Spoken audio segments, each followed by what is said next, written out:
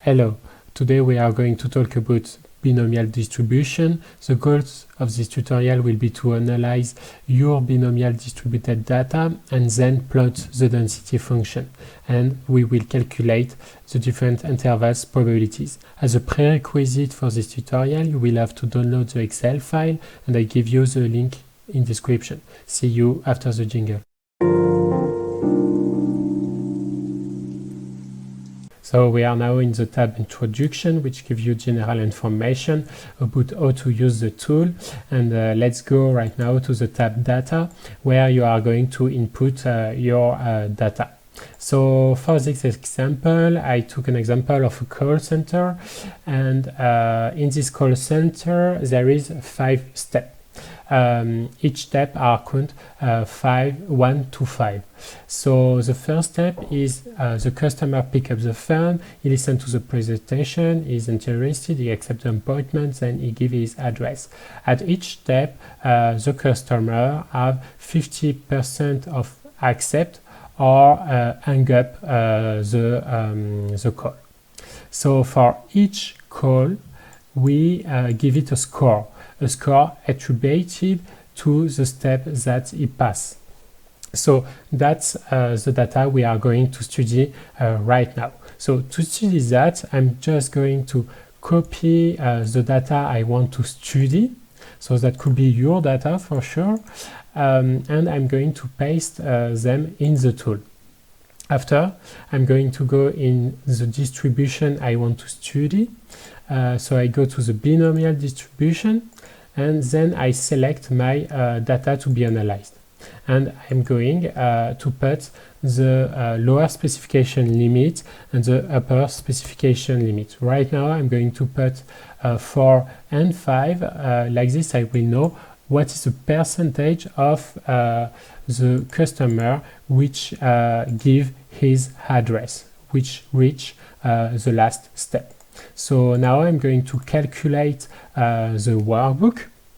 So now the workbook is calculated. So first I have the R-square approach, which must be as close as possible to 1. So right now it's 0.99, so that's really great. And now I have the percentage of the value which is between the upper specification limit and the lower specification limit. So that is 3%. And I have also the percentage which is not between the specification limit, and that's 96%. So I have the equivalent which is converted in ppm. So after we are going to study the calculation elements, which are right here.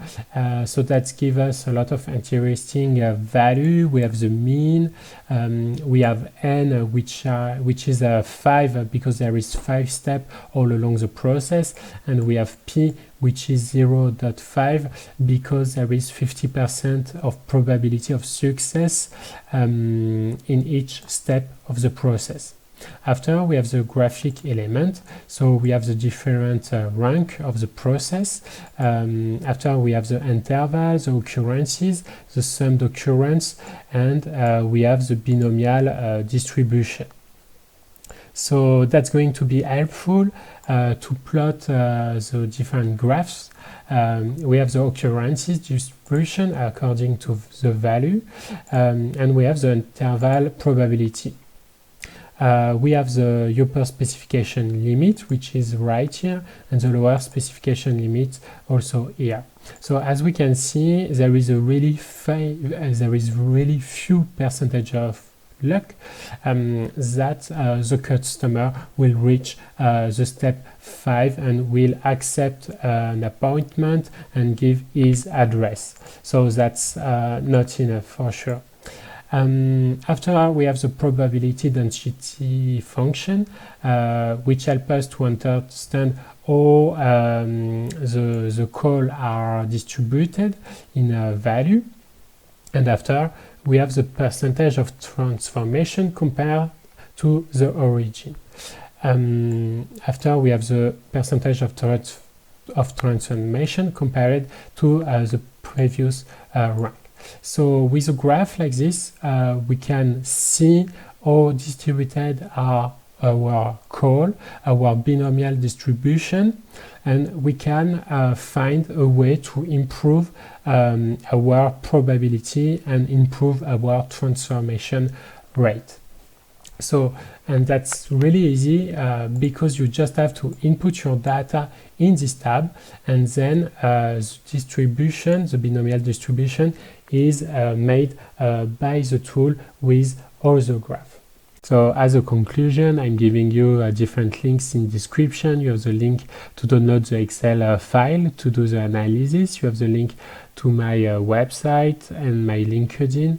You can subscribe to the YouTube channel and like the video. Also, if you want a new Six Sigma tool presentation, do not hesitate to post a comment. Bye.